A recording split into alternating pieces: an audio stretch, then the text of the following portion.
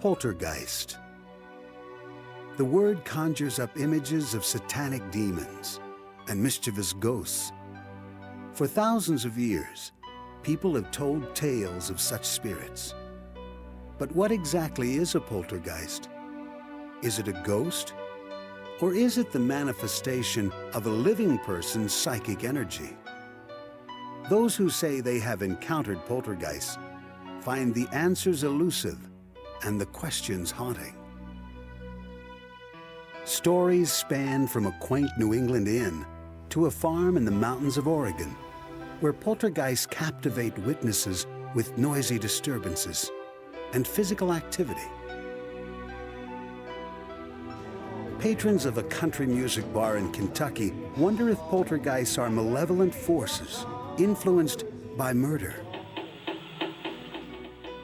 While a scientist refuses to let fear stand between him and the true origins of poltergeist activity. Perhaps there are earthly explanations for poltergeist events. But to those who have witnessed these unnerving phenomena, they remain strange, sometimes terrifying, and completely unexplained.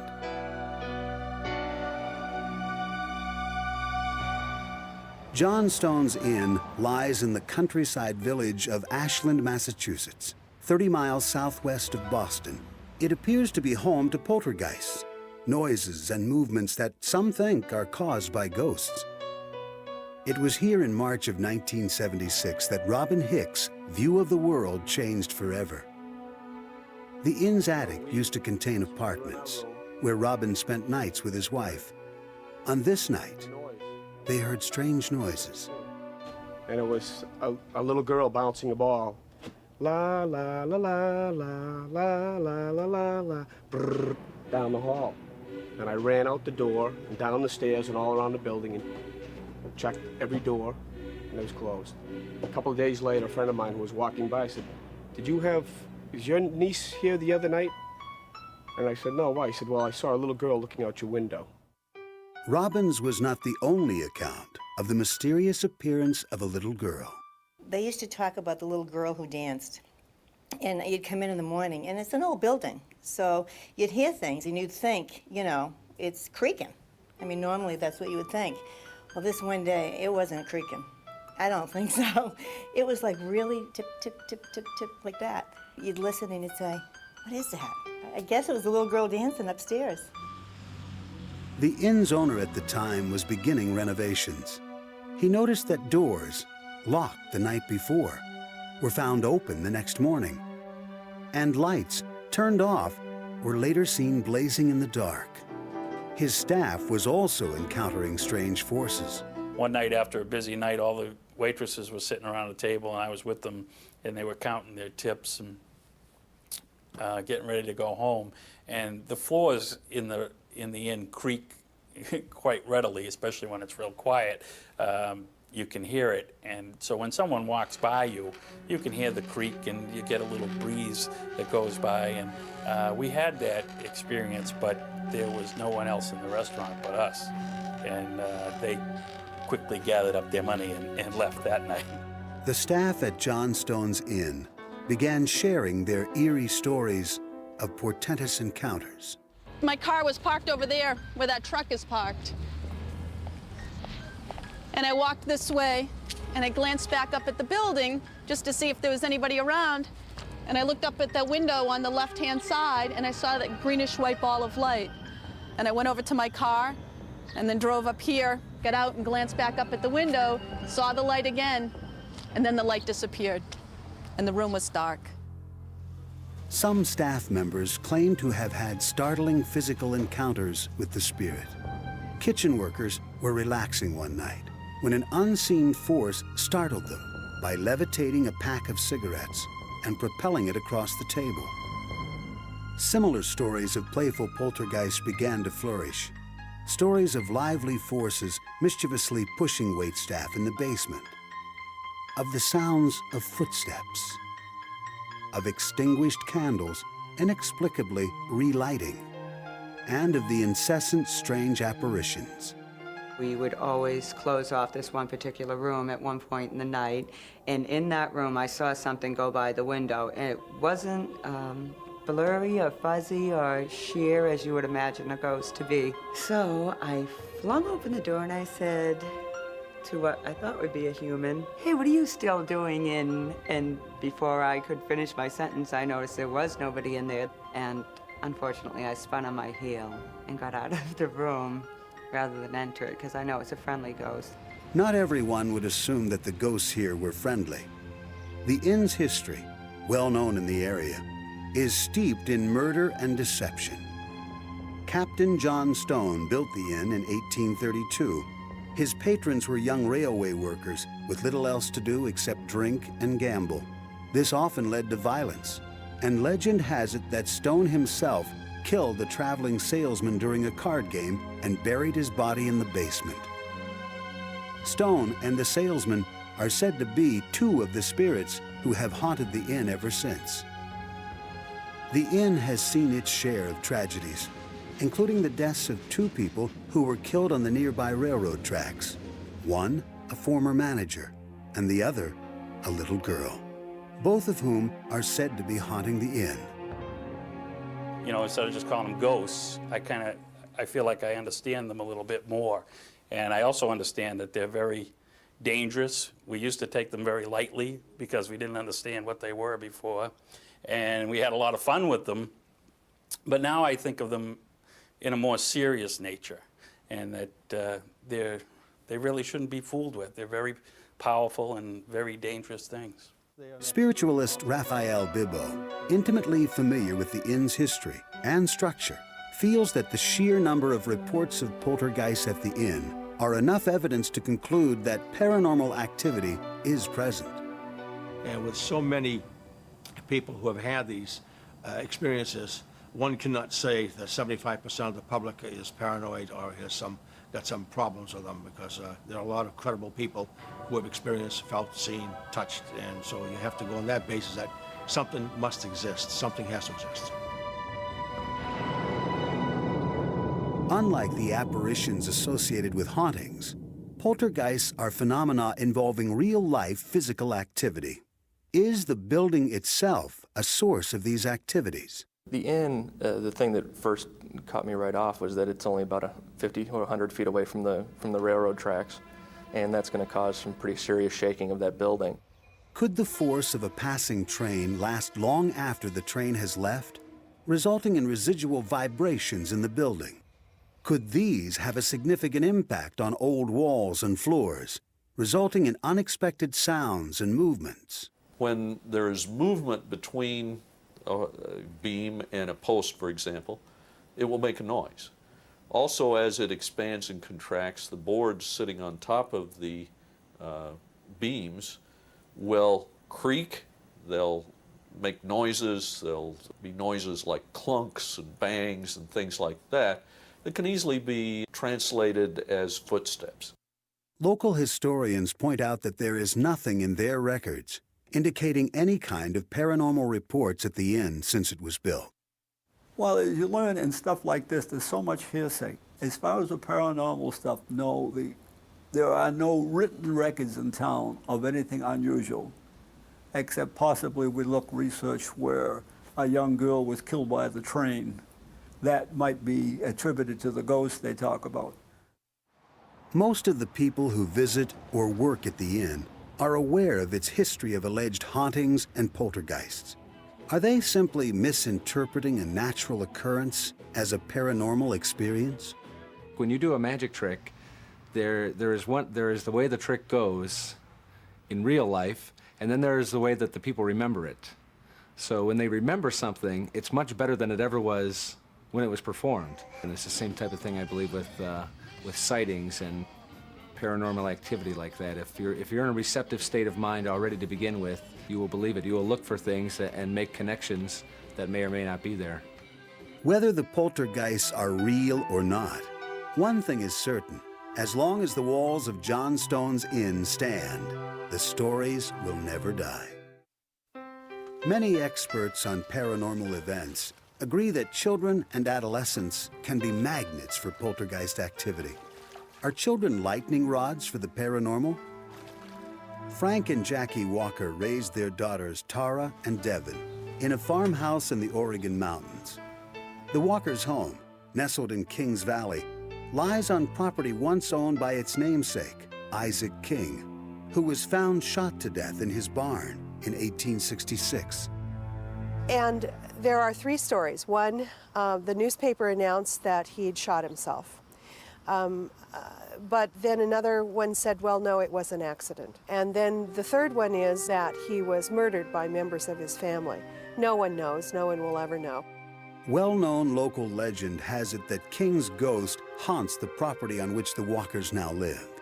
As soon as they moved in, Tara and Devin immediately felt they were not alone in their new home. They sensed something immediately when we moved in. I remember Tara and Devin, Tara first, telling me that she heard things. She heard footsteps. And I just said, well, it's an older house. We had a new home before, and this is an older home, and there are noises that are unexplainable sometimes in older homes. But she said, Mom, I think there's somebody here because I hear footsteps. Devin, 7 years old at the time, told her parents that she also sensed an unknown presence. I just felt like someone was always watching me, and like I just noticed that doors were shutting, no one was there, things were creaking in the hall. It was just kind of spooky, and then all these other things started happening, and I just felt that there was something there. Her older sister, Tara, observed several strange events that led her to believe she and her family were surrounded by spirits. And I guess the reason I believe in ghosts because we moved here is because of all the strange happenings that have occurred. Doors slamming when no one's there, voices in the hallway when no one's there, footsteps when no one's there, stuff like that. Frank and Jackie dismissed these tales, concluding their daughters were anxious about their new surroundings. Then, one night, the parents experienced something unusual. During a dinner party, a guest uttered the word ghost. The TV came on, the water faucet started up in the kitchen full blast, and the cat food container was dumped in the middle of the utility room floor. We talked about it later, Frank and I, and we decided that we'd better listen to our children. The disruption seemed to be the work of an intelligent force with its own agenda. I remember my mom, she was getting mad at us because we were fighting over something. I can't remember what it was.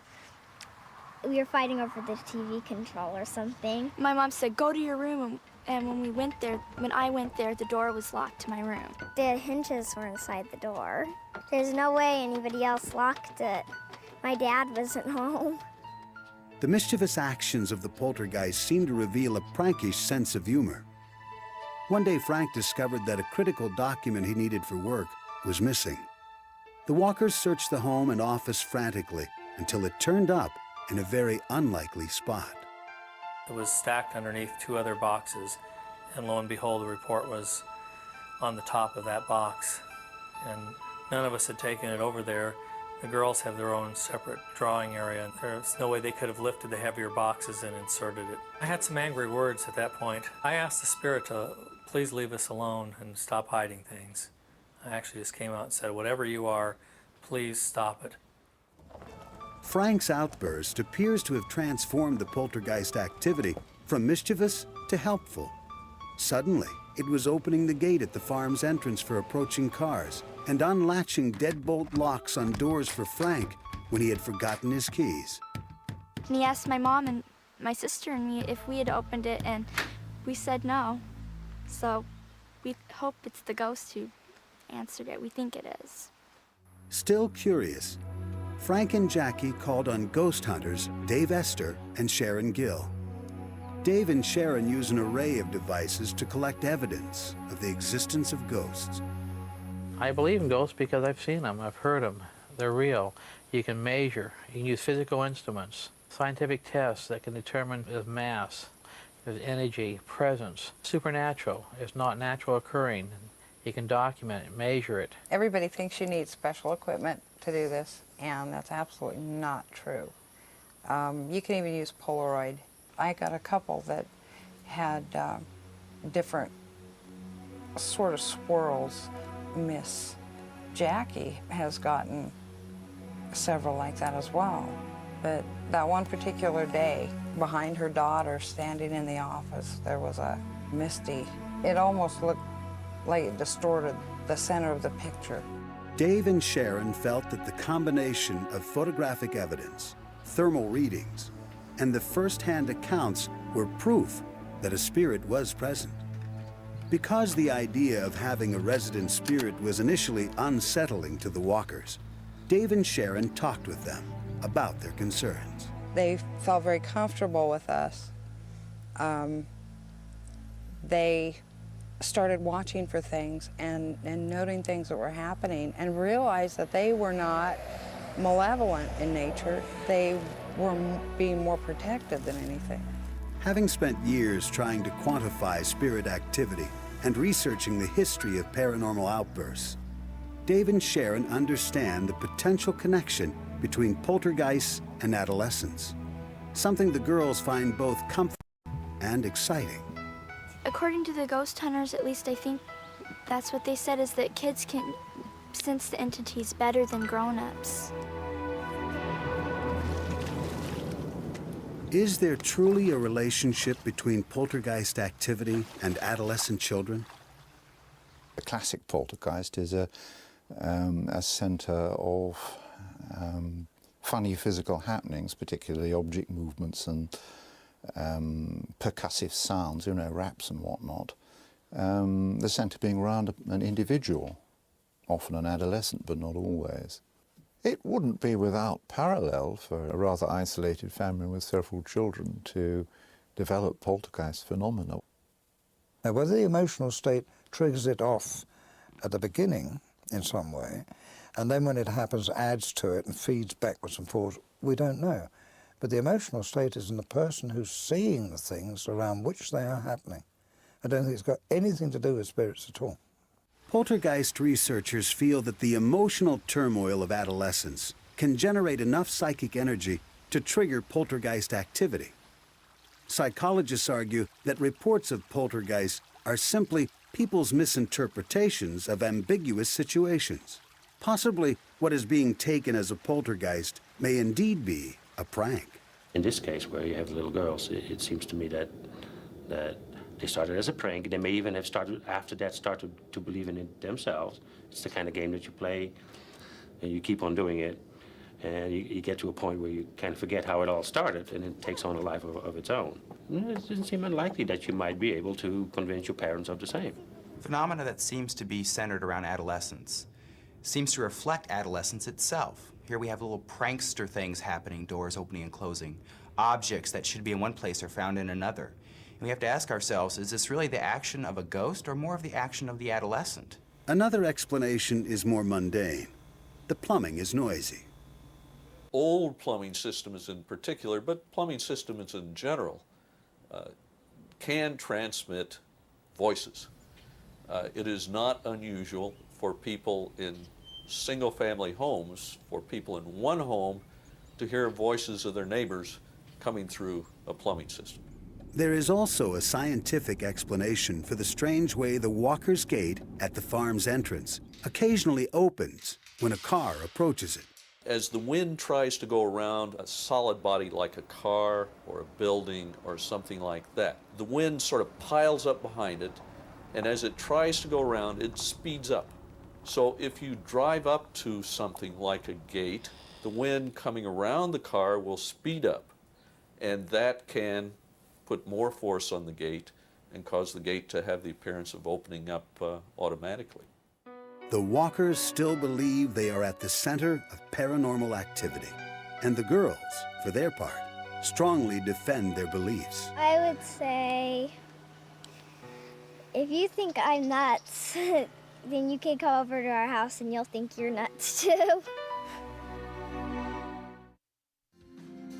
Love, murder, and betrayal, major themes in country music, are also the key ingredients to an ongoing series of poltergeist reports at Bobby Mackey's Music World, a popular honky-tonk in Wilder, Kentucky, across the river from Cincinnati, Ohio.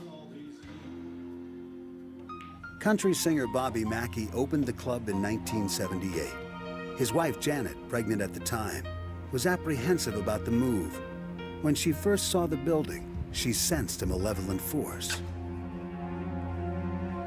I was hesitant about even wanting a nightclub to begin with. But when I saw that door open by itself, that freaked me out. But when we got inside, the lights kept coming on and off by themselves, and I could hear people talking. Shortly after the Mackeys began renovation of the club, Janet claims she was physically attacked by a ladder. And here comes this ladder. It was like somebody walking right toward me. And then when it got almost right directly toward me, in front of me, it started falling toward me. And then when it did, Carl grabbed me and jerked me out from under, and it fell. And if I hadn't stopped and done what I'd done, got her out of the way, that ladder had marched up and actually tipped over by itself. I could not find an explanation for that. I know there was something evil here. In the 1930s, a woman named Johanna committed suicide here after the murder of her lover, a singer named Robert Randall. Local folklore held that she haunted the building, searching for her slain lover. Intrigued by all the reports of this evil presence, author Doug Hensley began researching the Mackey story and discovered information about club owner Bobby Mackey, linking him to the ghost of Johanna. When Bobby Mackey was born, his mother named him Randy Mackey, not Bobby Mackey, Randy Mackey. His baby book today still says Randy's baby book on it. She suddenly changed his name to Robert Randall Mackey. Janet Mackey was terrified that Johanna's ghost thought her husband was Robert Randall reincarnated, and that Johanna could be jealous enough to do harm to Janet. While cleaning the upstairs apartment, Janet heard voices telling her to get out of the building, then felt invisible hands push her to the top of the stairs. So I struggled and pulled and struggled and pulled, and I got loose from it, got to the top of the steps, and I was at the top of the steps. I was pushed down them, and I grabbed the rail as much as I could going down, because I was, like I said, I was pregnant. Protect myself, and I fell flat down on the bottom, looked up, and I saw some kind of an image. I couldn't tell if it was really a person or what it was. I couldn't tell. Carl Lawson used to reside in the upstairs apartment where Janet was allegedly attacked, and he has his own recollections of mysterious happenings during the time he lived there. We used to have a jukebox. We'd unplug it. And I can remember on occasion being upstairs, almost sound asleep, and this real old song, Anniversary Waltz, would come on. And there's nobody in here. And I come downstairs to check everything out. The jukebox was unplugged, but I know what I heard upstairs. Anniversary Waltz. It was always that same song. Despite the disturbing ordeals reported by Janet and Carl, Bobby Mackey insisted that there were no such things as ghosts. I had every dime I had stuck into this place, and I had to make it work, and I didn't want any silly ghost stories going around, keeping people away from here. I wanted positive things, not negative things, and I was, country music is my life, and I don't want to hear about no ghosts. Just be quiet. Janet Mackey remained steadfast in her belief that something dangerous lurked in the shadows of Bobby Mackey's music world. When I was by myself, that's when I was really, really scared. But now I can feel it in the air. I can feel her tension around me. I can feel her, her vibes and stuff like that. I can tell she's around somewhere, and she doesn't want me around. Inspired by Janet's obsession with the ghost, every night, Bobby performs his biggest country hit, Johanna. Johanna, Johanna, are you really here? Looking for a lover after all these years. Johanna is not the only ghost said to be haunting the club. One of northern Kentucky's most notorious murders took place near the site. In 1896, two men, Alonzo Walling and Scott Jackson, killed Scott's pregnant girlfriend, Pearl Bryan. They allegedly buried Pearl's head in the basement well, perhaps hoping it would be washed out through the drain and into the nearby Licking River. Legend held that the ghosts of Alonzo, Scott, and Pearl could be heard walking and arguing throughout the club.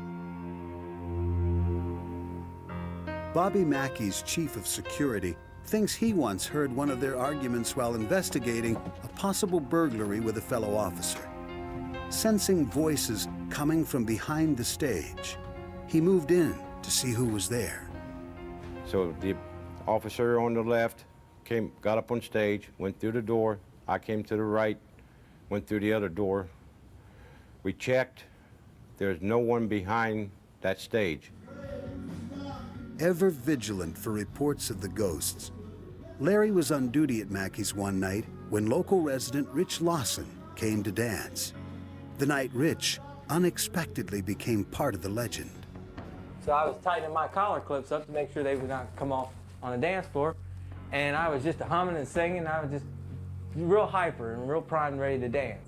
And a garbage can right beside the wash basin was sitting there, and it took violently off and slammed right up against the partition wall of the commode. And I turned around real violently, wondering who's gaming with me or what's going to happen.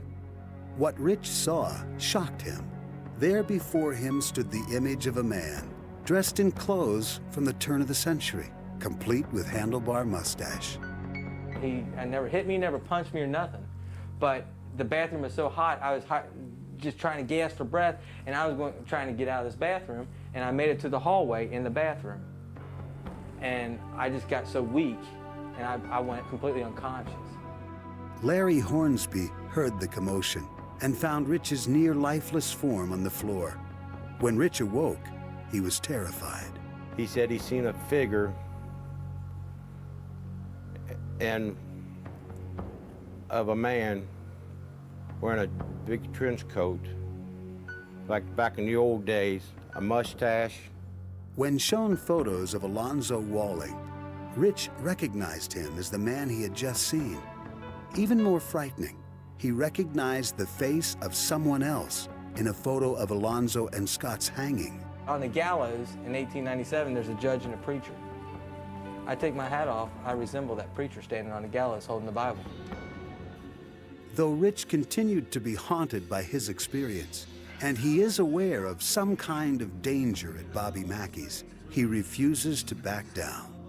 I got this feeling that the evil here wants me away. I'm intruding on them or something like that, and they're trying to push me away. I'm not going to leave, because I love country music, and Bobby Mackey's a great country music singer, and I'm a danceaholic. I love to dance. While Rich thought he was a target of malicious intent, Larry Hornsby felt it was his destiny to help save Rich and the others at Bobby Mackey's from Alonzo's angry ghost. So what my theory is, he wants me out of here. He'll do anything possible to get me out of here. But, like I said, he's evil, I'm good, and we're battling each other. Janet Mackey, however, was certain that strange occurrences at Bobby Mackey's music world targeted her and her alone. I think it's a personal thing. I really do. Nothing's ever happened to Bobby. Nothing's ever happened to my children. It's just me. As far as family, Other people, yeah. But I'm talking family. Nothing's happened to my girls. Nothing's happened to him. It's just happened to me. So therefore, I feel that they're just after me. The regulars at Bobby Mackey's all felt that they were part of a struggle between good and evil, and they turned to a psychic to confront the evil poltergeists. When confronted by poltergeist activity, most people feel helpless and misunderstood. For people at Bobby Mackey's music world in Wilder, Kentucky, the battle had become intensely personal, and they turned to a psychic for help. I was born with psychic abilities and with the gift of healing. I have clairvoyance, which means that I can see visions or images, and I can hear spirit talking to me, which is clairaudience. Bodine claims to have established contact with 4 major ghosts: the 2 pregnant women, Johanna and Pearl Bryant, and Pearl's killers, Alonzo Walling and Scott Jackson. Echo's first visit was particularly unnerving for Janet Mackey. We were sitting in the casino room, which is now the bull room, and she looked at me and she goes, I see Johanna behind you. And I thought I would die. I said, now you gotta be kidding me, right? No. She's standing right behind you. 3 years after that terrifying first visit, Echo is still able to converse with the ghosts at Bobby Mackey's. We're going to go talk to Scott and Pearl, see if they'll go too. And even if they don't, I think you should just let Alonzo take you by the hand and take you over to the other side with him, okay?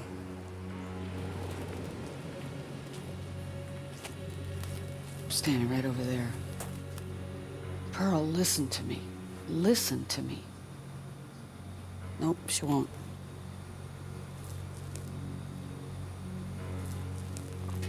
Scott, can you listen? You guys do not have to stay here. No, you do not have to stay here.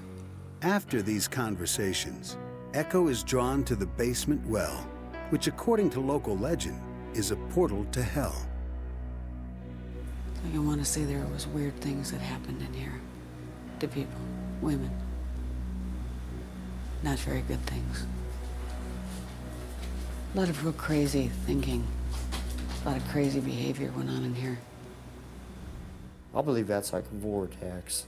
I believe whatever evil comes through here, it comes right out of there right from hell. I believe that's an entry point. I believe if that well was dug up, we'll find a lot more, evidence of a poltergeist type of activity there. In an effort to relieve the worried minds of the Mackey owners and patrons, Echo tried to convince the ghost to leave. The psychic claimed that two, Johanna and Alonzo, said they were willing. Echo performed what she calls a cleansing, claiming to exorcise the building of Johanna and Alonzo. I'll tell you what they are saying. Okay, Alonzo, yes. You still want to go to the other side? Yes. Okay, so you're really clear that you want out of here? Yes. Even though at least two ghosts remain behind, reports of poltergeist activity have diminished at Bobby Mackey's since Alonzo and Johanna departed. But their legacy still haunts the place, if only in the plaintive chorus of Bobby's song.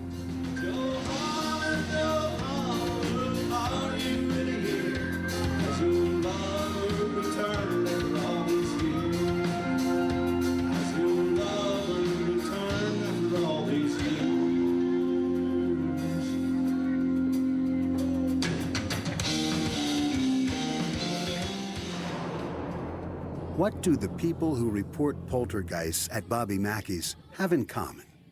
It sounds as if there were 3 different personalities reacting to the same stimuli. They each had a different agenda, but they were all in a mental state to attract poltergeist activity. Most people do not realize how powerful their emotions are. And our emotions create energy fields around us all the time. I think that what is called poltergeist activity is, most of the time, spirits interacting with people on the earth. Psychologists note that people's emotions and perspectives can produce delusions, not demons. You have to look at the background of the people having these experiences. A security guard that has that responsibility is going to feel a personal obligation to rid a ghost or a poltergeist from the premises. It's his job. He's a security officer. It's not just the ghost is after anyone, but I have a link. I have a special relationship with this ghost. And that just makes you look for more evidence of the same. It's almost acting like a delusion. Throughout this case, you have this notion that everyone is involved in this in an important way. So in a sense, it's a story about people asserting their self-importance. Even Echo Bodine acknowledges that poltergeist activity can be psychologically motivated. People need some attention, yeah. Oh yes, you can go into a home and people will say, oh, the ghost is doing this to me and this to me and this to me. And you walk around the house and there's absolutely no ghost there at all. But it's maybe her only way to get her husband's attention, or the child's only way to get attention from their parents. So what we do is we just say there is no ghost here. Another explanation for the supposed poltergeist activity could be the building itself. This building, though, is set up very nicely to hear sounds from a long distance away. The very large open pit in the basement opens into a drain under the railroad and over to the river. This drain provides a very nice path for sounds to come in. And it would be very possible for someone to be talking a long way away, maybe even miles away on a quiet day, have the sound reflect off something on the other side of the valley and be picked up like a microphone by this pipe and funneled into the building. When a building such as the Mackey Club is constructed piecemeal over the years, its internal systems may be adversely affected. You could have lots of problems with the wiring that when you plug in something new, it spikes the whole system and you have a drop in the lighting, or the lighting will flicker. As for Bobby Mackey, all that matters to him is his music and the home he has created for it. To Bobby, stories of poltergeists at his club are just that, stories. I just can't believe that happens. I just really don't believe that happens. I don't know if anybody can have that big of imagination or not, but there's got to be an explanation for it, other than the supernatural. Bobby Mackey may discount the supernatural outright, but others find themselves obsessed with finding out the true origin of these strange phenomena. The common links among reports of poltergeist activity are physical experiences involving motion or kinetic energy. This makes them potentially quantifiable, which intrigues scientists like Barry Colvin. While working as a chemist for Shell Oil, Dr. Colvin's curiosity was piqued by reports of a local poltergeist. He discovered something that conventional science could not explain. Some years ago, a case was reported near Leeds, which is in Yorkshire in the UK, and it sounded quite remarkable on the face of it. And this revolved around a hotel in which there were the parents and a son, and this son was the centre, it seemed, of some poltergeist activity. Upon arrival at the hotel, Colvin and other witnesses, including colleagues from Shell, were startled to see eggs floating through the hotel lobby. The egg actually travelled rather slowly. It was almost as though it was being held up. It was travelling, being held up by some unseen hand, if you like, travelling in a perfectly straight line, very slowly, and then smashing against the wall. So it was quite different to the form that it would take if it was simply thrown from one side to the other. Colvin began exploring other reported poltergeist incidents. In a Yorkshire home, Colvin encountered strange rapping noises, which appeared to be efforts to communicate by a spirit called Eric. And it tapped out the messages by tapping the relevant number of letters through the alphabet. So, for example, if it wanted to tap the letter M, it would be 13 taps, and so on. Well, essentially what it tapped out was its name, first of all, which in itself is interesting, because that then brings up the whole hypothesis of a spirit involved in these tapping sounds. It also tapped out the message that it was killed on this spot and that its body was still buried beneath the house. Though denied a permit to dig for the body, Dr. Colvin was nevertheless convinced there was a poltergeist, because Eric's rappings were strongly linked to the presence of one specific living person. We never, I think it's fair to say, we never had any activity at all from Eric when the girl was not present. Either Eric was a person and he is using the focus of this young girl to make himself known, is one interpretation. The other interpretation would be that since the force is objective, and one cannot argue with that here we have a force which may be generated in the mind of possibly the girl, the mother, the two of them together, and simply they are generating a story of Eric for some unknown psychological reason. Colvin has just begun to scratch the surface, but to him, science must clearly broaden its boundaries to describe physical forces that are now beyond its understanding. Psychologists Alan Gould and Tony Cornell agree that the witnesses, or as they call them, agents, have a strong role in the type of interaction with the poltergeists. There have been one or two poltergeists in which there have been communicative rappings, and the raps have spelled out all sorts of messages as from mysterious entities.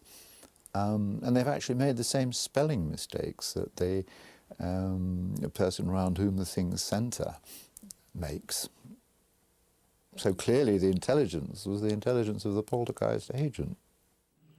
The complexity of the Eric case drew Dr. Colvin away from his work as a chemist at Shell to his new line of work, poltergeist research. There's an awful lot that can be done in terms of instrumentation. I am myself getting very involved in modern, very up-to-date equipment, which I believe may well lead us down the path to scientifically explaining what is going on. And I know that others working in other parts of the world are looking down this road of sophisticated instrumentation to determine something about the poltergeist force. Dr. Colvin founded the Poltergeist Research Institute, a group of international scientists whom he hand-picked to investigate poltergeist activity. Never mind, I can come over straight away. All right, I'm on my way. Thanks. But being realistic, things generally occur one day and they could be gone in a week's time. And what we do generally these days is that in such a case, I have an aircraft and we simply, if we think it's worthwhile, we either get a local person to investigate and report back to us as soon as possible, or if it looks promising enough, we simply step into the plane and we go. And within generally an hour or 2 hours, we're there on the spot. Using a combination of scientific instrumentation, research, and a fine-tuned instinct, Dr. Colvin and the members of the Poltergeist Research Institute hope that one day poltergeist forces will be as familiar to scientists as the wind, physics, even electricity. As some scientists keep looking for explanations for poltergeist activity, there remains a chasm between those who will only believe in empirical evidence and those like Raphael Bibbo, who believe there is more to our world than science can tell us. The spirits exist as well as we exist. It's interdimensional. They're here with us. And the only way you're going to deal with it is just like if I'm talking to you, you talk to them. And yeah, you're going to have pranksters. You're going to have people that can harm you. They can harm from that side as well as you can harm me. So it's just like a human being, except they don't have a physical body. And how can you account for fax machines or radio or television? You can have 4 or 5 televisions or radios in the same room, and everything is coming in on a different channel, and they're all pure, okay? How can you explain that and think that the mind is any less capable of these miracles? Others acknowledge that while we may never know the source of poltergeist energy, we should at least acknowledge its presence and try to understand its power. For years and years and years, investigators have heard these things happen. They know that certain people have to be present for these things to happen. They happen around a particular person or a group of people. But I think we've got to concentrate on the person around which these things happen if we're going to get the answer. If we're going to get the answer. So far, we've got nothing. In the end, the way we perceive poltergeists will ultimately be determined by how we use our own minds to perceive ourselves and our environment. The most powerful tool in misdirection is the spectator's mind, because if the correct suggestions are given, their mind will take those suggestions and believe anything that is related to them. Paranormal experiences, including poltergeists, are a normal part of the human condition. They reflect who we are, they reflect our wishes, Sometimes those wishes aren't always positive. They don't reflect our beliefs, which aren't always positive. They reflect our relationships with other people. When we are all said and done, poltergeists are genuine experiences, but they're a psychological phenomena rather than a parapsychological one. Is it possible that we do not yet understand the capabilities of our own untapped energies? As psychics and scientists alike grapple with the mystery of poltergeists, the real answers may lie hidden in the recesses of the minds of those who have met them, and there they will remain, unexplained.